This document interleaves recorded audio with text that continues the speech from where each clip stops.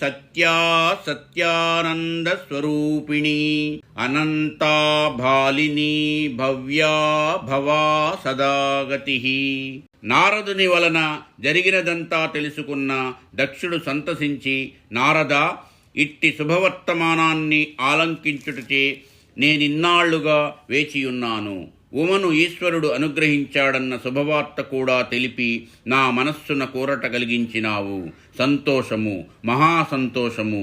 నారద, ఇక నీవే ఉమామహేశ్వరుల వివాహ సంధానకర్తగా వ్యవహరించు అనుచు అభ్యర్థించాడు. ఇక చైత్రశుక్ల త్రయోదశి తిథి అరుదెంచగానే కైలాసమున రుద్రగణముల జయ జయధ్వానములు పలుకుతూ ఉండగా, నారద తుంబుదురులు శివగణ గాన కీర్తనలు పాడుచుండగా, శ్రీలక్ష్మి, సరస్వతి, ఇంద్రాణీలు శివునికి అభ్యంగన స్నానములు జరిపించి పెండ్లి కుమారునిగా అలంకరించినారు. సప్త ఋషి పత్నులు పెద్ద ముత్తైదువులగుచు శివునికి ఆశీస్సులు ఇచ్చి నూతన వస్త్ర ఆభరణాదులను అలంకరింపజేసినారు. అంతట రుద్రగణములు జయ జయ మహాదేవ, జయ జయ మహాదేవ, జయ జయ మహాదేవ, జయ జయ సాంబశివ, జయ జయ సాంబశివ, జయ జయ సాంబశివ అనుచు జయఘోషలు చేయుచుండా ఈశ్వరుడు తన నందీశ్వర వాహనమును అధిరోహించి కళ్యాణమునకు కదలినాడు. ఈ ఊరేగింపు వైభవమును కీర్తించ 1000 నాలుకలున్న ఆదిశేషునికైనా తరముగాదు. మహావైభవముగా సాగిన ఆ ప్రయాణము దక్షుని పురద్వారమునకు సమీపించగానే దక్షుడు భార్యాసమేతముగా ఎదురేగి వారందరినీ పేరు పేరున పలకరించి తన ఆతిథ్యమును స్వీకరించమని ప్రార్థించుచు ఒక్కొక్కరిని దాటుతూ చివరికి ఈశ్వరుని మ్రోల నిలచినాడు.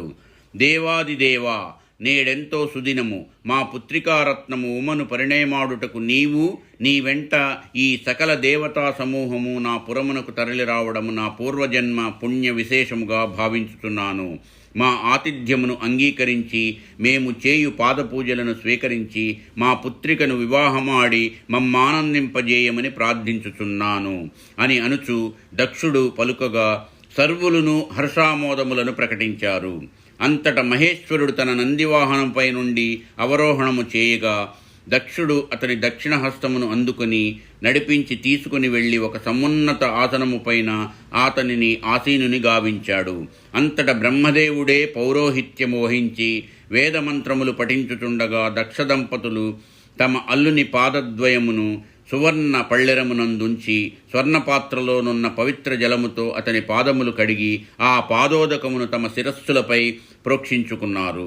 ఆ తదనంతరము పెండ్లి కుమారుడైన శివునికి సుగంధ చందనాదులు పూసి పుష్పమాలలు వేసి సువర్ణాక్షితలను శిరస్సున జల్లి పన్నీరు చిలికించి దివ్య మంగళహారతులు పట్టినారు.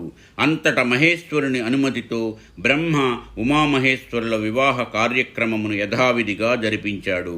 మాంగళ్య ధారణ జరుగునప్పుడు మంగళ తూర్యనాదములతో పాటు దేవదుందువులు మారుమోగుతూ ఉండగా రుద్రగణములు సమరుకనాదముతో వివాహస్థలిని హోరెత్తించారు. ఆ వివాహ శుభ సందర్భముగా దక్షుడు ద్విజులకు అనేకానేక భూదాన గోదాన సువర్ణ దానములు చేసినాడు. ఆహ్వానితులెల్లరకు అమూల్య రత్న వైఢూర్య ఆభరణములను బహుమతులుగా సమర్పించి తమ సంతోషమును ప్రకటించినాడు. ఆ విధముగా ఉమామహేశ్వర కళ్యాణ మహోత్సవము అత్యంత వైభవముగా నేత్రపర్వముగా జరిగిన పిమ్మట దక్షుడు దుఃఖపూరిత వదనముతో, నాయనా, లోకాచారముననుసరించి నీ ధర్మపత్నిగా నీ వెంట పంపుచున్నాము. నా పుత్రిక కంట తడిపెట్టనీయక ఇదియే నీ నుండి నే కోరుచున్న అనుగ్రహమనుచు కంట తడిపెట్టినాడు. మహేశ్వరుడు మందహాసము చేసి, నా గౌరవమునకు భంగము కలుగనీయనంత వరకు ఈ ఉమకు నీకు ఎట్టి అమంగళము సంభవించదు అని వచించినాడు. ఆ మాట విని ఉలిక్కిపడ్డాడు నారదుడు. శివుడి గౌరవమునకు భంగము కలుగనున్నదా? ఓం నమః శివాయ, ఓం నమః శివాయ, ఓం నమః శివాయ. సర్వం శ్రీ ఉమామహేశ్వర పరబ్రహ్మార్పణమస్తు. స్వస్తి. మా ఈ వీడియోలు మీకు నచ్చినట్లయితే please like, share and subscribe.